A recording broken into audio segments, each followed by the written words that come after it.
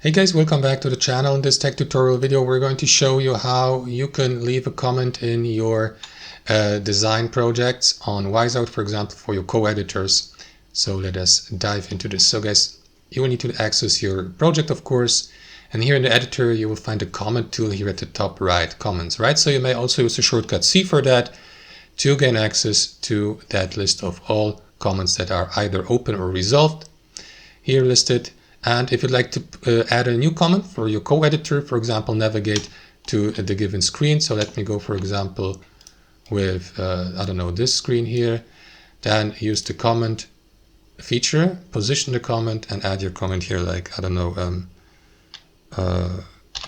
good job or something like that. I don't know, if you're communicating with one of your co-editors, right? And then click into post and you will see the given comment here. Now, you may hover your mouse over the comment to see it. You may see it here in the list. You may also click into this button here to delete the given comment, or click into it here to mark it as resolved, or to copy the link to it, right? And that's how it works, guys. Thanks for watching. Hope you enjoyed it, got some value from it, and we'll see you next time on our channel.